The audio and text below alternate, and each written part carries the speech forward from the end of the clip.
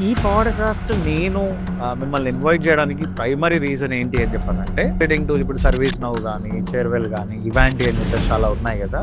With time evolving, ticketing system is going to become a very big thing. Ticketing system అనేది down ఉంటే ఒక CTO, air ఇండియాకు సంబంధించిన CTO మాతో కాల్‌లోకి వచ్చి, "బాబు, నా సిస్టమ్ డౌన్ ఉంది.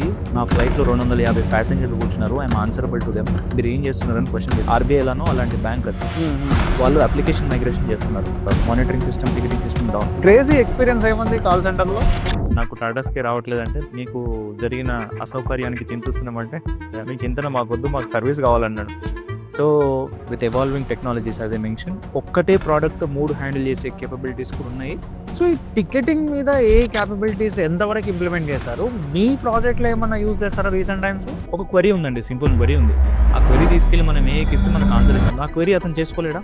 టికెట్ రైజ్ చేసేవాడు? అంత లేజీ పీపుల్ లేరు కదా. సో మనం అది జస్ట్ కాపీ పేస్ట్ చేసి పంపిస్తే, అది ఒకవేళ రాంగ్ ఇన్ఫర్మేషన్ ఇచ్చే పరిస్థితి ఏంటి? Human touch is very important at this moment. AI మీద ఫోకస్ చేసేది మాకు ఏజెంట్కి ఏఐ మీద ఫోకస్ చేస్తున్నారు.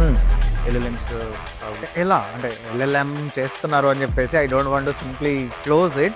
సో ఏం ఆటోమేట్ చేస్తున్నారు?